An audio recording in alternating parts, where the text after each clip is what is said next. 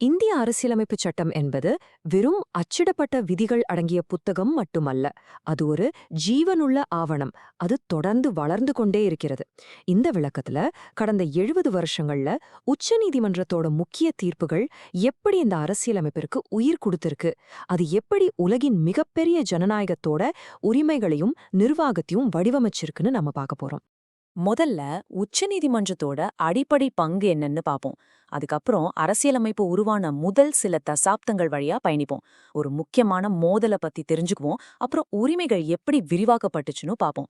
கடைசியா இன்னைக்கு நம்ம வாழ்க்கைய வடிவமைக்கிற புதிய நூற்றாண்டின் தீர்ப்புகளோட முடிப்போம். வாங்க ஆரம்பிக்கலாம்.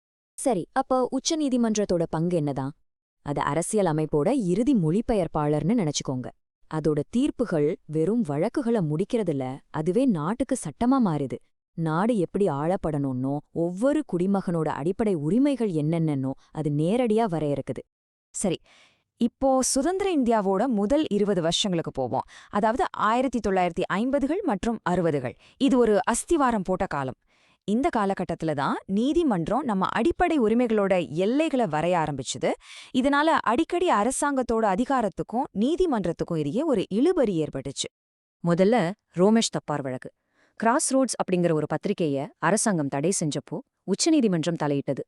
பேச்சுரிமைங்கிறது வெறும் பேசுறது மட்டும் இல்ல, கருத்துக்களை பரப்புவதும் அதுல அடங்கும்னு தீர்ப்பளிச்சு அந்த தடையை நீக்கினது. இதுக்கு நேரடி பதிலடியா நாடாளுமன்றம் முதல் சட்டத்திருத்தத்தை கொண்டு வந்து பேச்சுரிமையை கட்டுப்படுத்த பொது ஒழுங்கு அப்படிங்கிற காரணத்தையும் சேர்த்தது. அப்பவே போட்டி ஆரம்பிச்சிடுச்சு. அடுத்து கே கோபாலன் வழக்குல நீதிமன்றம் சரத்து 21, அதாவது வாழ்வதற்கான உரிமைக்கு ரொம்ப குறுகிய விளக்கத்தை கொடுத்தது. தனிப்பட்ட சுதந்திரம்னா உடல் ரீதியான கைதிலிருந்து பாதுகாப்பு மட்டும்தான்னு முடிவு செஞ்சது. அதோட சட்டத்தால் நிறுவப்பட்ட நடைமுறைனா நாடாளுமன்றம் ஒரு சட்டத்தை இயற்றுனா போதும், அது நியாயமானதா இல்லையான்னு பார்க்க தேவையில்லைன்னு சொல்லுச்சு. இந்த குறுகிய பார்வை அடுத்த 30 வருஷங்களுக்கு நீடிச்சது. அப்புறம் வந்ததுதான் சம்பகம் துரைராஜன் வழக்கு. இது ஒரு பெரிய மோதல முன்னுக்கு கொண்டு வந்தது. தனிநபர் அடிப்படை உரிமைகளும் அரசோட சமூக கொள்கை இலக்குகளும், அதாவது வழிகாட்டு நெறிமுறைகளும் மோதுனா என்ன ஆகும்? இதுல நீதிமன்றம் அடிப்படை உரிமைகளுக்கு ஆதரவா நின்னு சாதி அடிப்படையிலான இடஒதுக்கீட்டை ரத்து செஞ்சுது. இதனால முதல் சட்ட திருத்தத்துல இன்னொரு பகுதியா பின்தங்கிய வகுப்பினருக்கு சிறப்பு சலுகைகள் வழங்க அரசுக்கு அதிகாரம் அளிக்கப்பட்டது. இது நம்மள ஒரு முக்கியமான கேள்விக்கு கூட்டிட்டு போகுது. இது நாடாளுமன்றத்துக்கும் நீதித்துறைக்கும் இடையே ஒரு பெரிய அதிகார போராட்டத்தையே உருவாக்குச்சு. நாடாளுமன்றம் அடிப்படை உரிமைகளை திருத்த முடியுமா? 1951ல நீதிமன்றம் முடியும்னு சொல்லுச்சு. ஆனா 1967ல கோலக்நாத் வழக்குல தன்னோட நிலைப்பாட்டை முழுசா மாத்தி முடியாதுன்னு சொல்லுச்சு. இதுக்கு நாடாளுமன்றத்தோட பதில் என்ன? 24வது சட்டத்திருத்தத்தை கொண்டு வந்து அரசியலமைப்போட எந்த பகுதியும் திருத்த தனக்கு அதிகாரம் இருக்குன்னு வெளிப்படையா சொல்லுச்சு. ஒரு பெரிய மோதலுக்கு களம் தயாரானது. பெருபாரி யூனியன் வழக்கு ஒரு வித்தியாசமான கேள்வியை கையாண்டது. இந்திய பகுதியை வெளிநாட்டுக்கு விட்டுக் கொடுக்க முடியுமா? நீதிமன்றம் இத தெளிவா சொல்லுச்சு. சும்மா ஒரு நிலத்தை தூக்கி கொடுக்க முடியாது, அதுக்கு முறையான அரசியலமைப்பு திருத்தம் தேவை. அதோட பிற்காலத்துல மாற்றப்பட்டாலும் ஒரு முக்கியமான விஷயத்தையும் சொல்லுச்சு. அதாவது முகவுரை அரசியலமைப்போட ஒரு பகுதி இல்ல. இந்த தீர்ப்பு தான் பெருபாரி யூனியன் பகுதியை பாகிஸ்தானுக்கு மாத்துறதுக்காக 9வது சட்ட திருத்தத்தை கொண்டு வர நேரடி காரணமா இருந்துச்சு. இப்போ நாம 1970ஸ்குள்ள நுழைறோம். இது ஒரு கடுமையான மோதல்கள் நடந்த தசாப்தம். முழுமையான அதிகாரத்தை விரும்பின நாடாளுமன்றத்துக்கும் அரசியலமைப்பை பாதுகாக்க உறுதியா இருந்த நீதித்துறைக்கும் இடையிலான உச்சக்கட்ட அதிகார போராட்டம் இது. இந்த நெருப்பிலிருந்துதான் இந்திய சட்ட வரலாற்றின் மிக முக்கியமான கோட்பாடுகளில் ஒன்று பிறந்தது. அது இதுதான், வரலாற்று சிறப்புமிக்க கேசவானந்த பாரதி வழக்கு. நீதிமன்றம் ஒரு அருமையான சமரச தீர்ப்பை கொடுத்தது. அது என்ன சொல்லுச்சுன்னா, ஆமா, நாடாளுமன்றம் அடிப்படை உரிமைகள் உட்பட அரசியலமைப்போட எந்த பகுதியையும் திருத்தலாம். ஆனா, இது ரொம்ப முக்கியமான ஆனா, அதனுடைய அடிப்படை கட்டமைப்பை மாற்ற முடியாது. இந்த ஒற்றை கோட்பாடு நாடாளுமன்ற அதிகாரத்துக்கு ஒரு முக்கியமான எல்லைய வகுத்து அரசியலமைப்பு தளத்தையே நிரந்தரமா மாற்றியமைச்சது. இந்த அடிப்படை கட்டமைப்பு கோட்பாடு வந்த உடனே சோதனைக்கு உள்ளாக்கப்பட்டது. பிரதமரோட தேர்தல நீதித்துறை ஆய்வுக்கு அப்பாற்பட்டதாக்குறதுக்கு ஒரு சட்ட திருத்தம் கொண்டு வந்தப்போ நீதிமன்றம் அது அடிப்படை கட்டமைப்பை மீறுதுன்னு சொல்லி ரத்து செஞ்சுது. நாடாளுமன்றத்தோட எதிர்வினை என்ன? சர்ச்சைக்குரிய 42வது சட்ட திருத்தம். இது தனக்கு வரம்பற்ற திருத்தும் அதிகாரம் இருக்குன்னு நிலைநாட்ட முயற்சி செஞ்சது. ஆக இந்த போர் இன்னும் முடியல. இப்போ இந்த ஸ்லைட கொஞ்சம் நல்லா கவனிங்க. ஏன்னா இது நம்ம அரசியலமைப்பு வரலாற்றிலேயே ஒரு மிகப்பெரிய மாற்றத்தை காட்டுது. கோபாலன் வழக்குல இருந்த குறுகிய கட்டுப்படுத்தப்பட்ட பார்வையிலிருந்து மேனகா காந்தி வழக்குல எவ்ளோ பரந்த பார்வைக்கு நம்ம வந்திருக்கோம் பாருங்க. நீதிமன்றம் வாழ்வதற்கான உரிமையை மறுவரையறை செஞ்சது. அதாவது வெறும் உயிர் வாழ்றது மட்டும் இல்ல, மனித மாண்புடன் வாழ்வதுதான் வாழ்வதற்கான உரிமைன்னு சொல்லுச்சு. அதோட எந்த ஒரு சட்ட நடைமுறையும் நியாயமானதாகவும் நேர்மையானதாகவும் இருக்கணும்னு வலியுறுத்தியது. இது எல்லாத்தையுமே மாத்திருச்சு. 1970கள்ல நடந்த அவசர நிலைக்கு பிறகு உச்சநீதிமன்றம் இன்னும் முனைப்போட செயல்பட ஆரம்பிச்சது. அது குடிமக்களோட உரிமைகளோட உண்மையான பாதுகாவலனா மாறுச்சு. உரிமைகளோட எல்லையை விரிவுபடுத்துறதுக்கும் பெரிய நிறுவன சீர்திருத்தங்கள் மற்றும் பொறுப்புணர்வை ஊக்குவிக்கிறதுக்கும் தீவிரமா செயல்பட்டுச்சு. இந்த காலகட்டம் 4 மிகப்பெரிய தீர்ப்புகளை சந்திச்சுது. முதல்ல மினர்வா மில்ஸ் வழக்குல 42வது சட்ட திருத்தத்தோட சில பகுதிகளை ரத்து செஞ்சு நீதித்துறை ஆய்வை அடிப்படை கட்டமைப்போட ஒரு பகுதியா உறுதி செஞ்சுது. அடுத்து வாமன் ராவ் வழக்குல பாதுகாக்கப்பட்ட 9வது அட்டவணையில இருக்கிற சட்டங்களையும் நீதித்துறை ஆய்வு செய்யலாம்னு சொல்லுச்சு.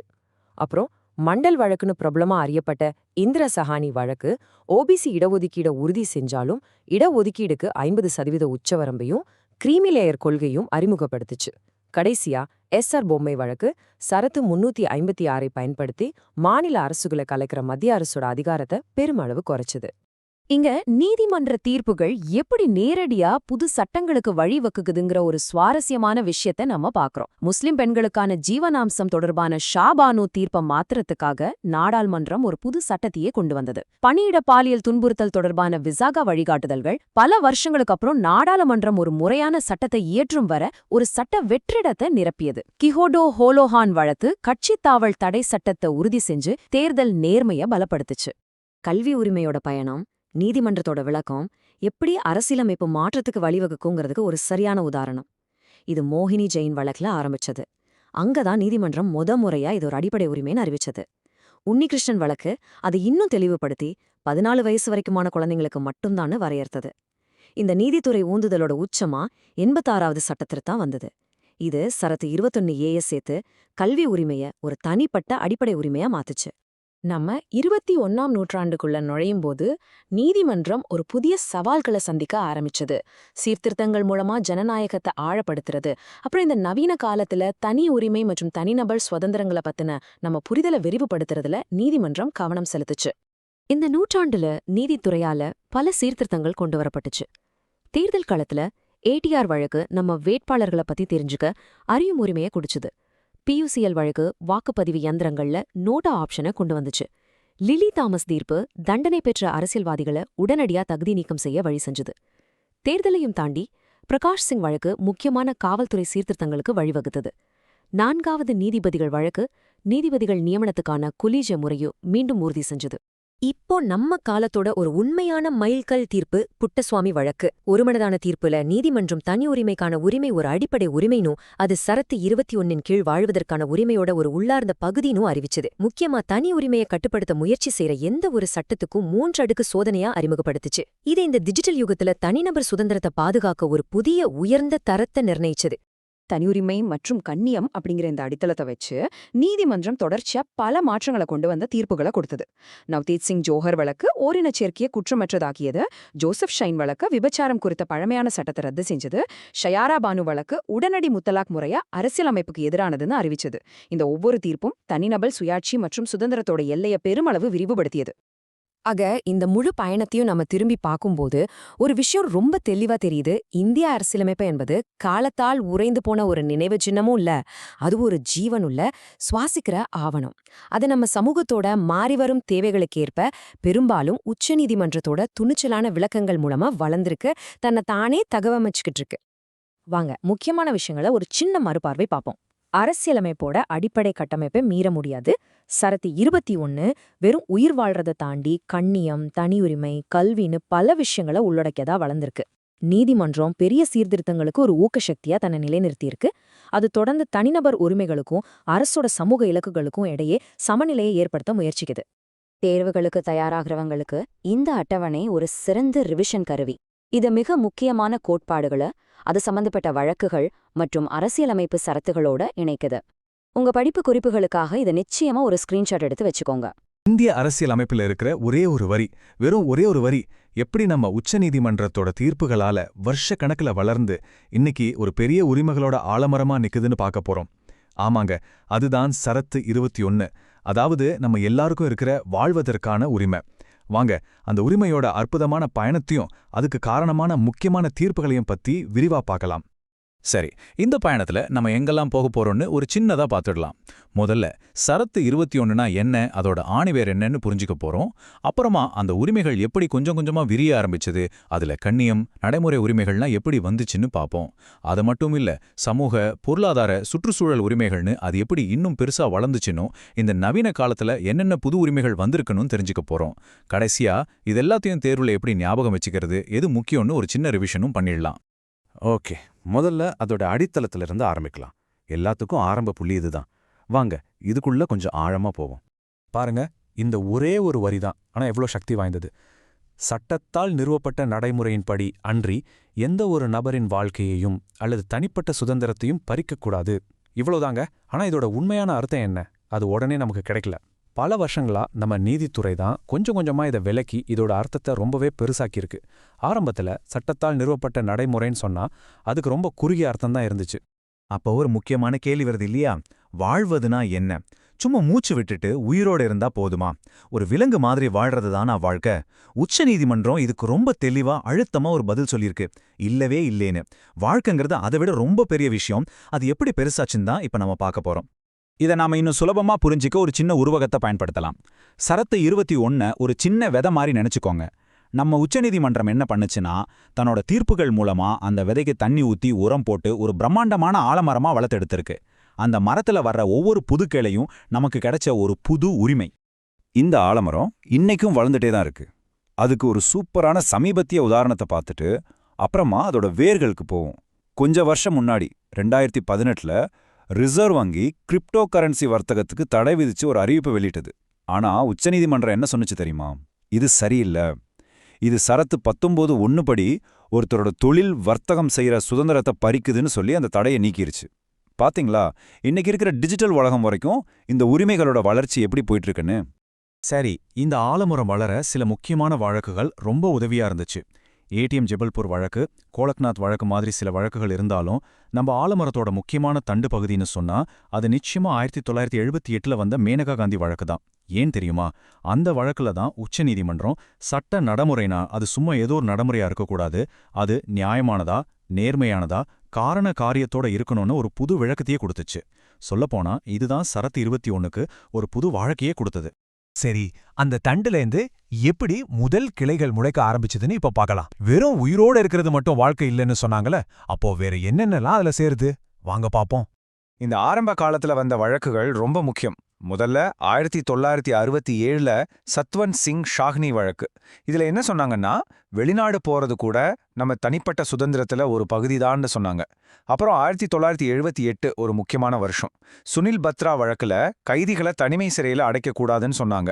அதே வருஷத்துல சார்லஸ் சோப்ராஜ் வழக்குல கைதிகளுக்கு இரும்பு சங்கிலி போடுறதுக்கு எதிரா உரிமை கொடுத்தாங்க. பாருங்க, கைதிகளுக்கும் உரிமைகள் இருக்குன்னு எப்படி உறுதிப்படுத்துறாங்கன்னு. அது மட்டும் இல்ல, MH ஹோஸ்கோட் வழக்குல ஏழைகளுக்கு இலவச சட்ட உதவி கிடைக்கிறது அவங்களோட உரிமைன்னு சொன்னாங்க. அடுத்த வருஷமே 1979ல ஹுசைனாரா காத்தூன் வழக்குல ஒரு வழக்குனா அது சீக்கிரமா முடியணும், இழுத்தடிக்கக்கூடாது, அதுவும் ஒரு உரிமைதான்னு சொன்னாங்க. இப்படிதான் தனிப்பட்ட சுதந்திரம்ங்கிற வார்த்தைக்கு அர்த்தம் கொஞ்சம் கொஞ்சமா பெருசாச்சு. அடுத்து நம்ம 1980களுக்கு வரோம். இங்கே தான் ஒரு பெரிய திருப்புமுனை ஏற்படுது. உச்சநீதிமன்றம் சுதந்திரம்ங்கிறத தாண்டி மனித கண்ணியம், அதாவது ஹியூமன் டிக்னிட்டி என்ற ஒரு விஷயத்தை கையில எடுக்குது. வாழ்க்கைனா கண்ணியத்தோட வாழணுங்கிற கருத்து சரத்து 21க்கு ஒரு புது பரிமாணத்தையே கொடுத்துச்சு. இந்த 80களை பாருங்களேன், தீர்ப்புகள் அடுத்தடுத்து வந்துட்டே இருக்கு. குறிப்பா குற்றம் சாட்டப்பட்டவங்க, கைதிகள், சமுதாயத்துல நலிவடைஞ்சவங்கன்னு அவங்களோட உரிமைகளை பாதுகாக்கிற மாதிரி நிறைய தீர்ப்புகள் வந்துச்சு. கைவிலங்கு போடாதீங்க, மனுஷனை கண்ணியமா நடத்துங்க, கொத்தடிமை முறையை ஒழிங்க, வாழ்றதுக்கு ஒரு வாழ்வாதாரம் வேணும்னு இப்படி பல புது புது கிளைகள் நம்ம ஆலமரத்துல முளைக்க ஆரம்பிச்சது இந்த காலகட்டத்துல தான். சரி, கண்ணியம்னு சொல்றாங்களே, அப்படின்னா என்ன? அதை இந்த வழக்குகள் ரொம்ப அழகா விளக்குச்சு.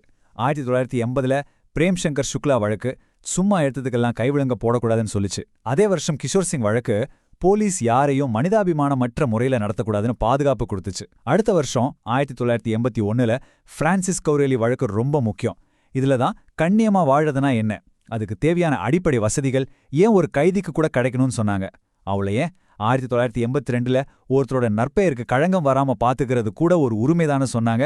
கடைசியா 1983ல மரண தண்டனையை நிறைவேற்ற ரொம்ப தாமதப்படுத்தினா அதுவும் அவங்க உரிமையை பறிக்கிற மாதிரிதான்னு ஒரு தீர்ப்பு வந்துச்சு. அடுத்து சமூகத்துல பாதுகாப்பு தேவைப்படுறவங்களுக்கு ஆதரவா வந்த தீர்ப்புகளை பார்க்கலாம். 1983ல ஷீலா ஃபார்ஸ் வழக்கு காவல் நிலைய வன்முறைக்கு எதிராக ஒரு பெரிய பாதுகாப்பை கொடுத்துச்சு. அதே வருஷம் வந்த பந்துவா முக்தி மோர்ச்சா வழக்கு கொத்தடிமை முறையை ஒழிக்கணும்னு ரொம்ப உறுதியா சொல்லுச்சு. அப்புறம் 1985ல ஒரு முக்கியமான வழக்கு டேராடூன் குவாரி வழக்கு. இதுல தான் முறையா நாம வாழ்றதுக்கு ஒரு நல்ல கண்ணியமான சுற்றுச்சூழல் வேணும், அதுவும் நம்ம உரிமைதான்னு சொன்னாங்க. அதே வருஷம் எல்லார் முன்னாடியும் ஒருத்தரை தூக்குல போடுறது மனித கண்ணியத்துக்கு எதிரானதுன்னு சொல்லி அதுக்கும் தடை விதிச்சாங்க. சோ இந்த தீர்ப்புகள் மூலமா நீதிமன்றத்துக்கு ஒரு விஷயம் ரொம்ப தெளிவா புரிஞ்சுது. கண்ணியமா வாழறதுன்னா சும்மா கோர்ட்டு கேஸு நடைமுறைன்னு மட்டும் பேசிட்டு இருக்க முடியாது. ஒருத்தர் நல்லா வாழணும்னா அவருக்கு சமூக ரீதியா, பொருளாதார ரீதியா, ஏன் நல்ல சுற்றுச்சூழல் ரீதியா கூட ஆதரவு தேவை. அது இல்லாம கண்ணியமான வாழ்க்கை சாத்தியமில்லைன்னு புரிஞ்சுக்கிட்டாங்க. இதோட விளைவா நம்ம வாழ்க்கைக்கு தேவையான அடிப்படை விஷயங்கள் எல்லாமே உரிமைகளா மாற ஆரம்பிச்சது. 1985ல ஓல்கா டெல்லிஸ் வழக்கு பிழைப்புக்கு ஒரு வழி வேணும், அதாவது வாழ்வாதார உரிமை முக்கியம்னு சொன்னுச்சு. 1986ல மலைப்பகுதியில் இருக்கிற மக்களுக்கு ரோடு வசதி கிடைக்கிறது கூட அவங்க உரிமைதான்னு ஒரு தீர்ப்பு வந்துச்சு. 1989ல யாருக்காவது அடிபட்டா அவசர மருத்துவ உதவி கிடைக்கிறது ஒரு உரிமை. 1990ல தலைக்கு மேல ஒரு கூரை, அதாவது தங்குமிடம் ஒரு உரிமை. ரொம்ப முக்கியமா 1993ல உன்னிகிருஷ்ணன் வழக்கு 14 வயசு வரைக்கும் குழந்தைங்களுக்கு இலவச கல்வி கிடைக்கிறது அவங்களோட அடிப்படை உரிமைன்னு சொன்னுச்சு. கடைசியா 1995ல நல்ல ஆரோக்கியத்தோட இருக்கிறது நம்ம உரிமைன்னு இதுல சேர்த்தாங்க. இந்த வளர்ச்சி இத்தோட நிக்கல.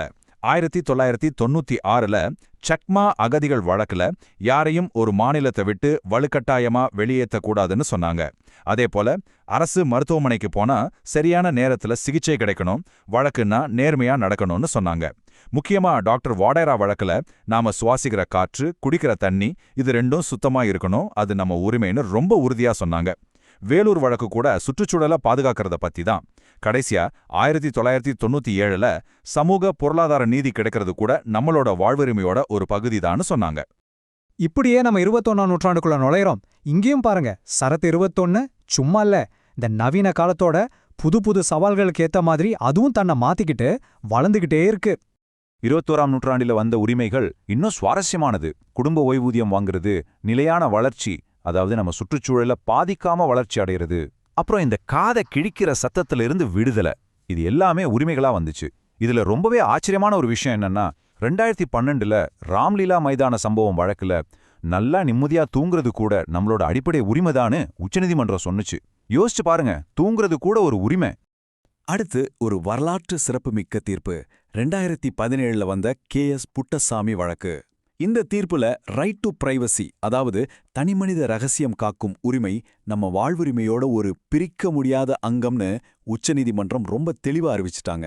நாம வாழ்ற இந்த டிஜிட்டல் உலகத்துல இது எவ்வளவு பெரிய பாதுகாப்பு தெரியுமா?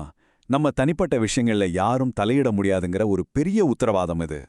நம்ம ஆலமரத்தோட லேட்டஸ்ட் கிளைகள் இன்னும் ஆழமான சிக்கலான விஷயங்களை பத்தி பேசுது. 2017ல தனிமனித ரகசியம், அப்புறம் 2018ல காமன் காஸ் வழக்குல கண்ணியத்தோட இறப்பதற்கான உரிமை, அதாவது பாசிவ் யூத்தனீசியாக்கு அனுமதி கொடுத்தாங்க.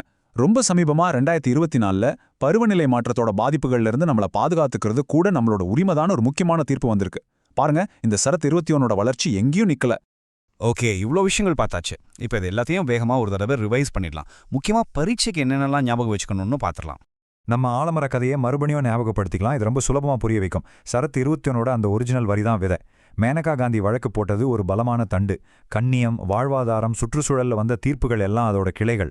கடைசியா பிரைவசி, கண்ணியமா இறக்கும் உரிமை, கிளைமேட் சேஞ்சுக்கு எதிரான உரிமைன்னு இன்னைக்கு வந்திருக்கிறதெல்லாம் அந்த மரத்தோட பெரிய நிழல் தரும் விதானம். இப்படி ஞாபகம் வச்சுக்கிட்டா சரத் 21ஓட முழு பயணமும் உங்களுக்கு மறக்கவே மறக்காது. இப்போ தேர்வு பத்தி பேசலாம். நீங்க எதையெல்லாம் மறந்தாலும் இந்த சில முக்கியமான வழக்குகளை மட்டும் மறக்கவே கூடாது. மேனகா காந்தி வழக்குனா அது தனிநபர் சுதந்திரம். பிரான்சிஸ் கோரலி வழக்குனா அது மனித கண்ணியம். ஓல்கா டெல்லிஸ் வழக்குனா வாழ்வாதாரம். உன்னிகிருஷ்ணன் வழக்கு கல்வி உரிமை. புட்டசாமி வழக்குனா தனி மனித ரகசியம், அதாவது பிரைவசி. காமன் காஸ் வழக்குனா கண்ணியத்துடன் இறக்கும் உரிமை. இந்த வழக்குகளையும் அது சம்பந்தப்பட்ட உரிமைகளையும் ஜோடி போட்டு படிச்சு வச்சுக்கோங்க. இது ரொம்ப ரொம்ப முக்கியம். நம்ம இந்திய அரசியலமைப்புச் சட்டம் என்பது வெறும் ஒரு புத்தகம் கிடையாது. அது ஒரு உயிரோட்டமான ஆவணம். அது காலத்துக்கு ஏத்த மாதிரி தன்னைத்தானே மாத்திக்கிட்டே இருக்கும். இந்த மாற்றத்தை செய்யும்போது 2 பெரிய சக்திகள் எப்பவுமே ஒரு உரையாடல்ல இருப்பாங்க. ஒன்னு சட்டங்களை இயற்றுகிற நம்ம நாடாளுமன்றம், இன்னொன்னு அந்த சட்டங்கள் சரியா தவறான ஆராயற நம்ம உச்ச நீதிமன்றம். இந்த 2 பெரிய தூண்டுகளுக்கு நடுவுல நடக்கிற இந்த தொடர் உரையாடல பத்தி தான், அதாவது தீர்ப்புகளும் திருத்தங்களும் எப்படி ஒன்னோடு ஒன்னு பின்னி பிணைஞ்சிருக்குன்னு நாம இந்த விளக்கத்துல ஆழமா பார்க்க போறோம். இந்த முழு விஷயத்தையும் நம்ம புரிஞ்சுக்கிறதுக்கு முன்னாடி ஒரு முக்கியமான கேள்வியிலிருந்து ஆரம்பிக்கலாம். உண்மையில யார் அதிக சக்தி வாய்ந்தவங்க? மக்களால தேர்ந்தெடுக்கப்பட்ட பிரதிநிதிகளை வச்சு நாட்டுக்கு சட்டம் போடுற நாடாளுமன்றமா, இல்ல அந்த சட்டம் நம்ம அரசியலமைப்போட ஆன்மாவுக்கு விரோதமா இல்லாம இருக்கான்னு பார்த்து தீர்ப்பு சொல்ற உச்ச நீதிமன்றமா? இது வெறும் ஒரு அதிகார போட்டி இல்லைங்க, நம்ம ஜனநாயகத்தை சமநிலையில வச்சிருக்கிற ஒரு தொடர்ச்சியான இழுவரி போட்டி. வாங்க இந்த ஆட்டத்தோட விதிகளை பத்தி இப்ப விரிவாக பார்க்கலாம். சரி, நாம இந்த விளக்கத்துல என்னெல்லாம் பார்க்க போறோம்னு ஒரு சின்ன முன்னோட்டம் பார்த்துடலாம். முதல்ல இந்த உரையாடலோட அடிப்படை விஷயங்கள் என்னென்னு புரிஞ்சுக்க போறோம். ரெண்டாவதா, உச்சநீதிமன்றம் கொண்டு வந்த சில சட்ட திருத்தங்களை இது செல்லாதுன்னு சொன்ன முக்கியமான தருணங்களை பார்க்க போறோம். மூணாவதா, உச்சநீதிமன்றத்தோட தீர்ப்புகளே எப்படி புது சட்ட திருத்தங்களுக்கு காரணமா அமைஞ்சதுன்னு ஆராய போறோம். அதுக்கப்புறம் இதிலிருந்து உருவான முக்கியமான கோட்பாடுகளை தொகுத்து பார்த்துட்டு கடைசியா தேர்வு நோக்கில் என்னென்ன முக்கியம்னு வேகமா ஒரு ரிவிஷன் பண்ணிடலாம். இப்போ நம்ம முதல் பகுதிக்குள்ள போகலாம். நாடாளுமன்றத்துக்கோ உச்ச நீதிமன்றத்துக்கோ நடுவுல நடக்கிற இந்த உரையாடலை சரியா புரிஞ்சுக்கணும்னா அரசியலமைப்புல இருக்கிற 2 முக்கியமான அதிகாரங்களை பத்தி நாம முதல்ல தெளிவா தெரிஞ்சுக்கணும். இங்க திரையில பாருங்க, இடது பக்கம் இருக்கிறது அரசியலமைப்பு திருத்தம், அதாவது சரத்து 368. நம்ம நாடாளுமன்றத்துக்கு அரசியலமைப்போட எந்த பகுதியும் மாற்றுறதுக்கோ நீக்கிறதுக்கோ இல்ல புதுசா சேர்க்கிறதுக்கோ அதிகாரத்தை கொடுக்குது. வலது பக்கம் இருக்கிறது நீதித்துறை மறுஆய்வு. இது என்னன்னா, நாடாளுமன்றம் கொண்டு வர்ற எந்த சட்டமும் நம்ம அரசியலமைப்புக்கு உட்பட்டிருக்கான்னு உச்சநீதிமன்றம் ஆய்வு செஞ்சு ஒருவேளை அது முரணா இருந்தா அதை செல்லாதுன்னு அறிவிக்கிற அதிகாரம்.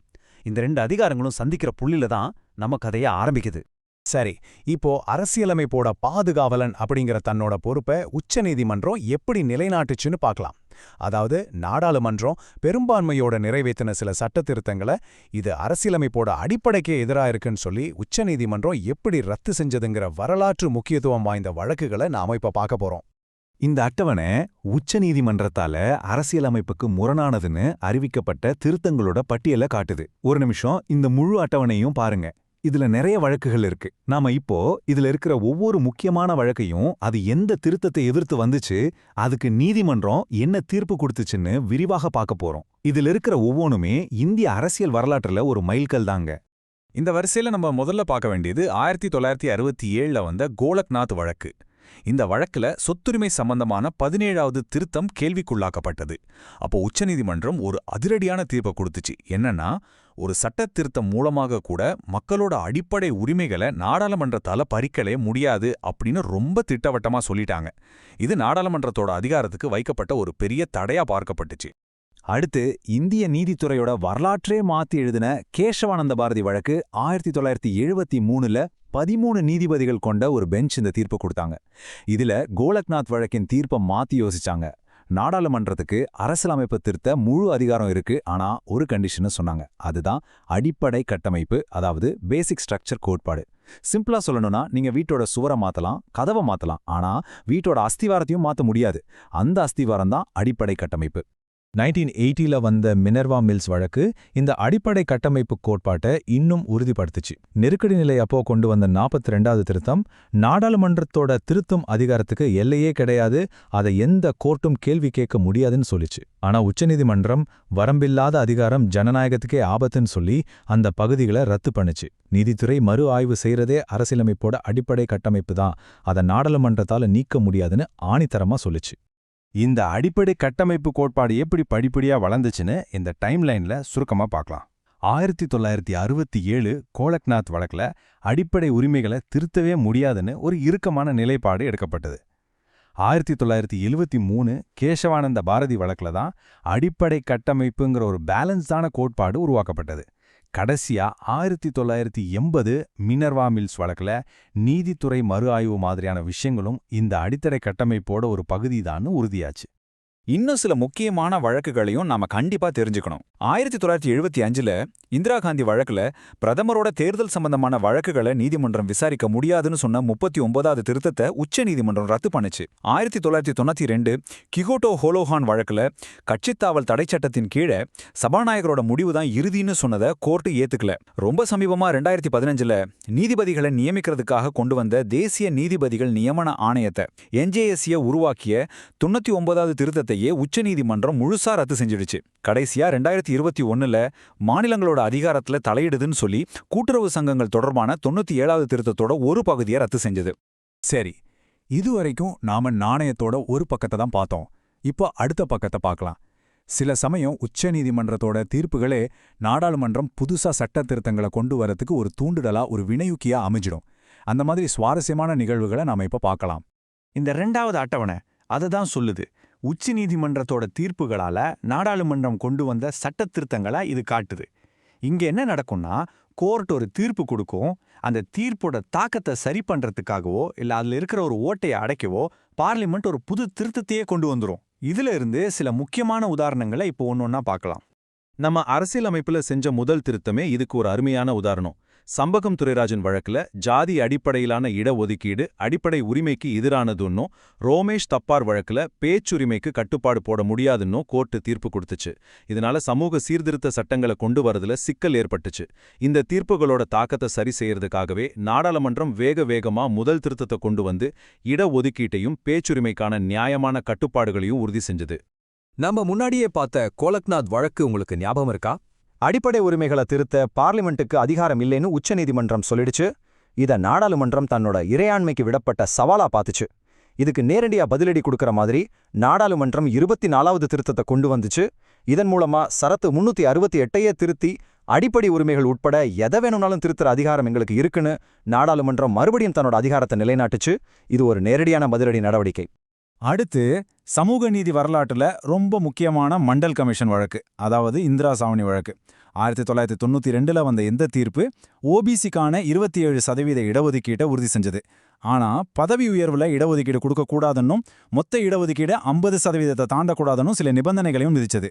இந்த தீர்ப்புல சொன்ன நிபந்தனைகளை சரி பண்றதுக்காக, குறிப்பா பதவி உயர்வுல இடஒதுக்கீட்டை தொடர்றதுக்காக நாடாளுமன்றம் 1, 2 இல்ல 76, 77, 81, 82, 85ன்னு வரிசையா பல திருத்தங்களை கொண்டு வந்துச்சு. இதே மாதிரி இன்னும் நிறைய உதாரணங்கள் இருக்கு. இந்தியாவோட ஒரு பகுதியை இன்னொரு நாட்டுக்கு கொடுக்கணும்னா சட்ட திருத்தம் வேணும்னு பெருபாரி யூனியன் வழக்குல சொன்னதால 9வது திருத்தம் கொண்டு வந்தாங்க. வங்கிகள் தேசியமயமாக்கப்பட்டது சம்பந்தமான வழக்குல வந்த தீர்ப்புக்கு அப்புறம் 25வது திருத்தம் வந்துச்சு. உன்னிகிருஷ்ணன் வழக்குல கல்வி ஒரு அடிப்படை உரிமைன்னு கோர்ட் சொன்னதால அதை நேரடியாவே அடிப்படை உரிமையாக்க 86வது திருத்தம் கொண்டு வந்தாங்க. அப்புறம் தனியார் கல்வி நிறுவனங்கள்ல இடஒதுக்கீடு பத்தின தீர்ப்புகளுக்கு பிறகு அதை சாத்தியமாக்க 93வது திருத்தம் கொண்டு வந்தாங்க. இவ்வளவு வழக்குகளையும் திருத்தங்களையும் இந்த தொடர் உரையாடலையும் பார்த்த பிறகு நமக்கு என்ன புரியுது? இந்த 70 வருஷ பயணத்திலிருந்து உருவான மிக முக்கியமான அரசியலமைப்பு கோட்பாடுகள் என்னென்னு இப்ப தொகுத்து பார்க்கலாம். நம்ம அரசியலமைப்பு சட்டம் என்பது ஒரு தடவை எழுதி முடிச்ச ஒரு புத்தகம் கிடையாது. அது ஒரு உயிருள்ள சுவாசிக்கிற ஆவணம். நாடாளுமன்றம் கொண்டு வர சட்டங்களாலையும் உச்சநீதிமன்றம் கொடுக்கிற தீர்ப்புங்களாலையும் அது தொடர்ந்து வளர்ந்துகிட்டே இருக்கு. இந்த ரெண்டுக்கும் நடுவுல நடக்கிற உரையாடல் சில சமயம் சண்டை மாதிரி தெரிஞ்சாலும் அதுதான் நம்ம அரசியலமைப்ப காலத்துக்கு பொருத்தமானதாகவும் உயிரோட்டத்தோடவும் வச்சிருக்கு. இதுதான் நம்ம ஜனநாயகத்தோட மிகப்பெரிய பலம். சரி, இதுவரைக்கும் நம்ம பார்த்த எல்லா விஷயங்களையும் இப்போ தேர்வுக்காக வேகமா ஒரு ரிவிஷன் பண்ணிடலாம். இதுல இருக்கிற முக்கிய குறிப்புகளை நல்லா மனசுல வச்சுக்கோங்க. இந்த 5 வழக்குகளையும் அதோட ஒரு வரி விளக்கத்தையும் மறக்கவே கூடாது. கோலக்நாத் வழக்குன்னா அடிப்படை உரிமைகளை திருத்த முடியாது. கேசவனாந்த பாரதினா அடிப்படை கட்டமைப்பு கோட்பாடு. மின்னர்வா மில்ஸ்னா அரசியலமைப்பு தான் உயர்ந்தது, நாடாளுமன்றம் இல்லை. இந்திரா சௌனின்னா மண்டல் கமிஷன் இடஒதுக்கீடு மற்றும் 50% உச்சவரம்பு. 4வது நீதிபதிகள் வழக்குன்னா நீதிபதிகள் நியமனத்துல நீதித்துறைக்கு தான் முக்கிய பங்கு. இந்த அட்டவணை உங்களுக்கு ரொம்ப உதவியா இருக்கும். காரணத்தையும் விளைவையும் ஈஸியா கனெக்ட் பண்ணிக்கலாம். சம்பகம் துரைராஜன் வழக்கின் தீர்ப்பால முதல் திருத்தம் வந்துச்சு. கோலக்நாத் வழக்கின் தீர்ப்பை முறியடிக்க 24வது திருத்தம் வந்துச்சு. கேசவானந்த பாரதி, மினர்வா மில்ஸ் வழக்குகள் முறையே 25 மற்றும் 42வது திருத்தங்களோட சில பகுதிகளை ரத்து செஞ்சுச்சு. இந்திரா சாமினி வழக்கின் தீர்ப்பை தொடர்ந்துதான் இடஒதுக்கீடு தொடர்பான பல திருத்தங்கள் வந்துச்சு. இதை நல்லா ஞாபகம் வச்சுக்கோங்க. நம்ம இந்திய அரசியலமைப்பு சட்டம்னு சொன்னா அது வெறும் எழுத்துக்கள் நிறைஞ்ச புத்தகம் கிடையாது. அது ஒரு உயிருள்ள ஆவணம். சரி, அப்படிப்பட்ட ஆவணத்துல உள்ள வரிகளுக்கு உயிர் கொடுத்து அதுக்கு அர்த்தம் சொல்றது யாரு? நம்ம உச்சநீதிமன்றம் தான். ஆனா அந்த பெரிய வேலையை செய்ய நீதிமன்றம் சில ரொம்பவே சக்தி வாய்ந்த கருவிகளை பயன்படுத்துது. அந்த கருவிகள், அதாவது கோட்பாடுகள் அல்லது டாக்டர்ன்ஸ் பத்தி தான் நாம இன்னைக்கு ரொம்ப விரிவாக பார்க்க போறோம். சரி, இன்னைக்கு நாம என்னென்ன தலைப்புகள் பார்க்க போறோம்னு ஒரு சின்னதா பார்த்துடலாம். முதல்ல சட்டங்களுக்கும் அடிப்படை உரிமைகளுக்கும் பிரச்சனை வந்தா என்ன பண்றதுன்னு பார்ப்போம். அதுக்கப்புறம் மத்திய மாநில அரசுகளுக்கு இடையான அதிகார பகிர்வு, சட்டங்களோட எல்லைகள்னு இப்படி ஒவ்வொரு விஷயமா ஆழமா பார்க்க போறோம். சரி, வாங்க ஆரம்பிக்கலாம். முதல் பகுதி ரொம்ப ரொம்ப முக்கியமான ஒரு கேள்வி. அரசாங்கம் ஒரு சட்டம் கொண்டு வருது, ஆனா அது நம்மளோட அடிப்படை உரிமையை பாதிக்குதுன்னு வச்சுக்கோங்க. அப்ப என்ன பண்றது? இந்த மாதிரி நேரத்துல நீதிமன்றம் தன்னோட கருவி பெட்டியிலிருந்து என்னென்ன கருவிகளை எடுக்கும், அதுதான் இப்ப நம்ம பார்க்க போறோம். இப்போ ஒரு சட்டம் இருக்குன்னு வச்சுப்போம். அதுல 100 செக்ஷன் இருக்கு. ஆனா ஒரே ஒரு செக்ஷன் மட்டும் தப்பா இருக்கு, அரசியல் அமைப்புக்கு எதிரா இருக்கு. அதுக்காக அந்த முழு சட்டத்தையுமே தூக்கி போட்டுடலாமா? என்ன நினைக்கிறீங்க? இது ரொம்ப முக்கியமான கேள்வி இல்லையா? இதுக்கு பதில் சொல்றதுக்கு தான் நீதிமன்றம் தன்னோட முதல் கருவியை கையில எடுக்குது. அந்த முதல் கருவியோட பேர் தான் டாக்ட்ரின் ஆஃப் செப்பரபிலிட்டி, தமிழ்ல பிரித்தெடுக்கும் கோட்பாடு. இதுக்கு ஆதாரம் நம்ம ஆர்டிகிள் 13 தான். ரொம்ப சிம்பிள். ஒரு சட்டத்துல எது பிரச்சனையான பகுதியோ அதை மட்டும் ஒரு சர்ஜன் மாதிரி கச்சிதமா வெட்டி எடுத்துட்டு மிச்சிருக்கிற நல்ல சட்டத்தை காப்பாத்திடணும். இதுதான் இதோட முக்கியமான வேலை. ஆனா எதை வெட்டணும், எதை வைக்கணும்னு கோர்ட் எப்படி முடிவு பண்ணும்? அதுக்கு சில விதிகள் இருக்கு. ஒன்னொன்னா பார்க்கலாம். முதல்ல சட்டத்தை கொண்டு வந்தவங்களோட எண்ணம் என்னன்னு பார்க்கும். அதாவது இந்த தப்பான பகுதி இல்லைனாலும் மிச்ச சட்டத்தை அவங்க பாஸ் பண்ணிருப்பாங்களா அப்படின்னு யோசிக்கும். ரெண்டாவது, அந்த நல்ல பகுதியும் தப்பான பகுதியும் ஒன்னோட ஒன்னு பிரிக்கவே முடியாத அளவுக்கு கலந்திருந்தா அப்போ ஒன்னும் பண்ண முடியாது, முழு சட்டமும் காலி. மூணாவது, எல்லாமே ஒரு பெரிய திட்டத்தோட பகுதியா இருந்தா அதுல ஒன்னு தப்பானாலும் மொத்த திட்டமும் ஃபெயிலியர் தான். நாலாவதா, தப்பானதை நீக்கினதுக்கு அப்புறம் மிச்சம் இருக்கிறது ரொம்ப சின்ன துண்டா அர்த்தமே இல்லாம இருந்தா அதையும் ஏத்துக்காத. அஞ்சாவது, சட்டத்தோட பிரிவு எண்களை விட அதோட உண்மையான நோக்கம், அதோட சாராம்சம் தான் முக்கியம். கடைசியா, ரொம்ப முக்கியமா, சட்டத்தை காப்பாத்துற பேர்ல கோர்ட் புதுசா எதையும் எழுதி சேர்க்க முடியாது. அது சட்டமன்றத்தோட வேலை, கோர்ட்டோட வேலை இல்ல. சரி, இது நிஜத்துல எப்படி வேலை செஞ்சிருக்குன்னு சில முக்கியமான கேஸ்களை பார்ப்போம். ரொம்ப ஃபேமஸான ஏகே கோபாலன் வழக்குல தடுப்பு காவல் சட்டம்னு ஒன்று இருந்துச்சு. அதுல செக்ஷன் 14 மட்டும் தப்புன்னு சொல்லி அதை மட்டும் நீக்கிட்டு மிச்ச சட்டத்தை அப்படியே விட்டுட்டாங்க. அதே மாதிரி பம்பாய் மதுவிலக்கு சட்டத்துல 8 செக்ஷனை மட்டும் செல்லாதுன்னு சொல்லிட்டு மிச்ச சட்டத்தை செல்லுபடியாகும்னு தீர்ப்பு கொடுத்தாங்க. அடுத்த கருவி ரொம்ப சுவாரஸ்யமானது. இதுக்கு பேரு டாக்ட்ரின் ஆஃப் எக்லிப்ஸ், அதாவது மறைத்தல் கோட்பாடு. ஒரு சூரிய கிரகணம் மாதிரி யோசிச்சு பாருங்க. நம்ம அரசியலமைப்பு வர்றதுக்கு முன்னாடியே சில பழைய சட்டங்கள் இருந்துச்சு. இப்ப நம்ம அடிப்படை உரிமைகள்ங்கிற சூரியன் வந்ததும் அந்த பழைய சட்டங்கள் அதோட நிழல்ல மறைஞ்சிடுது, அதுக்கு சக்தி இல்லாம போயிடுது. ஆனா அது செத்து போகல, சும்மா தூங்கிட்டு இருக்கு.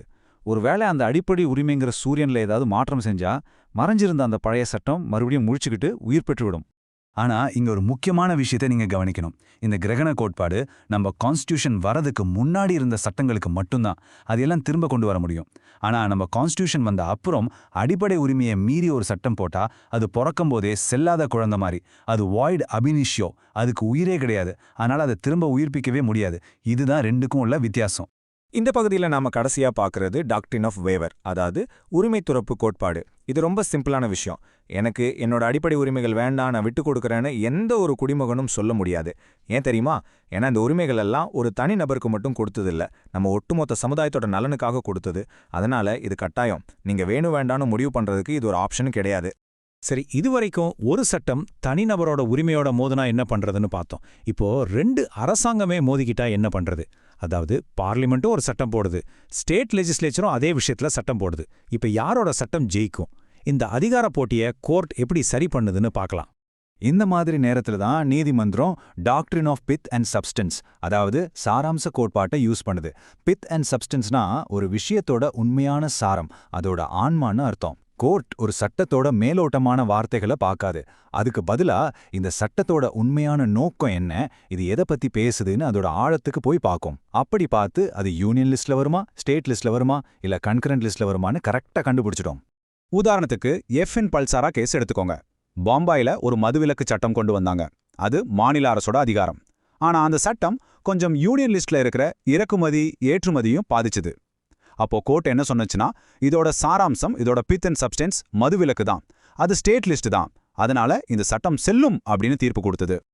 ஓகே, ஒரு சட்டத்தோட அதிகாரம் யாருக்கு இருக்குன்னு கண்டுபிடிச்சிட்டோம். ஆனா சில சமயம் சட்டசபைகள் தங்களுக்கு இல்லாத அதிகாரத்தை ஏதாவது ஒரு தந்திரம் பண்ணி மறைமுகமா பயன்படுத்த நினைச்சா என்ன பண்றது? இந்த மாதிரி அதிகார வரம்பு மீறல நீதிமன்றம் எப்படி தடுக்குது? அதுக்கு என்ன கருவிகள் இருக்குன்னு இப்ப பார்க்கலாம். அதுக்கு தான் இந்த டாக்ட்ரின் ஆஃப் கலரபிள் லெஜிஸ்லேஷன், அதாவது மறைமுகச் சட்டமியற்றல் கோட்பாடு இருக்கு. இதோட தத்துவம் ரொம்ப சிம்பிள். நேரா செய்ய முடியாதத மறைமுகமாவும் செய்யக்கூடாது. ஒரு சட்டமன்றத்துக்கு ஒரு விஷயத்துல சட்டம் போட அதிகாரம் இல்லைன்னு வச்சுக்கோங்க. ஆனா அது வேற ஒரு நல்ல விஷயத்துக்கு சட்டம் போடுற மாதிரி வேஷம் போட்டு தனக்கு இல்லாத அதிகாரத்தை பயன்படுத்த முயற்சி பண்ணும். அந்த வேஷத்தை கிழிச்சு உண்மையை கண்டுபிடிக்கிறது தான் இந்த கோட்பாடோட வேலை. இப்போ உங்களுக்கு ஒரு சந்தேகம் வரலாம். பித் அண்ட் சப்ஸ்டன்ஸ்க்கும் கலரபிள் லெஜிஸ்லேஷனுக்கும் என்ன வித்தியாசம்? பாருங்க, பித் அண்ட் சப்ஸ்டன்ஸ் என்ன கேட்கும்னா, இந்த சட்டத்தோட உண்மையான தன்மை என்னன்னு கேட்கும். அதுல உள்நோக்கம் இருக்காது. ஆனா கலரபிள் லெஜிஸ்லேஷன் என்ன கேட்கும்னா, இந்த சட்டம் ஒரு வேஷமா, தடை செய்யப்பட்ட ஒரு விஷயத்தை செய்ய மறைமுகமா முயற்சிக்குதான்னு கேட்கும். இது தப்பான உள்நோக்கத்தை கண்டுபிடிக்கிறதுக்கான ஒரு கருவி. ஒரு சட்டசபையோட அதிகாரத்தை முழுசா புரிஞ்சுக்க இன்னும் 2 சின்ன கோட்பாடுகள் இருக்கு. ஒன்னு டாக்ட்ரின் ஆஃப் இம்ப்ளைடு பவர்ஸ், அதாவது உங்களுக்கு ஒரு அதிகாரம் கொடுத்தா அதை செயல்படுத்த தேவையான மற்ற அதிகாரங்களும் உங்களுக்கு இருக்குன்னு அர்த்தம். அடுத்தது doctrine of incidental and ancillary powers. இதுவும் கிட்டத்தட்ட அதே மாதிரி தான். ஒரு முக்கிய அதிகாரத்தை செயல்படுத்த தேவையான சின்ன சின்ன விஷயங்கள் மேலேயும் சட்டம் ஏற்ற அதிகாரம் இருக்குன்னு சொல்றது. இப்ப நாம ஒரு நேரடி மோதலை பார்க்க போறோம். ஒரு பக்கம் பார்லிமெண்ட் போட்ட சட்டம், இன்னொரு பக்கம் ஸ்டேட் கவர்மெண்ட் போட்ட சட்டம். ரெண்டும் ஒரே விஷயத்தை பத்தி தான் பேசுது, ஆனா ஒண்ணுக்கொன்னு முரணா இருக்கு. இப்ப என்ன செய்யறது? யாரு ஜெயிக்கிறது? நம்ம கூட்டாட்சி அமைப்புல இது ரொம்ப முக்கியமான கேள்வி இல்லையா? நல்ல வேலையா இது எப்படி தீர்க்கணும்னு நம்ம அரசியல் அமைப்பிலேயே தெளிவா ஒரு வழி இருக்கு. அந்த வழிக்கு பேரு தான் டாக்ட்ரின் ஆஃப் ரிபக்னன்சி, அதாவது முரண்பாட்டு கோட்பாடு. இதுக்கு ஆதாரம் ஆர்டிகிள் 254. நல்லா ஞாபகம் வச்சுக்கோங்க, இது கன்கரண்ட் லிஸ்ட், அதாவது பொது பட்டியல்ல இருக்கிற விஷயங்களுக்கு மட்டும்தான் பொருந்தும். பொது பட்டியல்ல ஒரு விஷயத்துல மத்திய சட்டமும் மாநில சட்டமும் நேருக்கு நேர் மோதிக்கிட்டா ஜெயிக்கிறது யாரு? எந்த சந்தேகமும் இல்லாம மத்திய சட்டம் தான் ஜெயிக்கும்.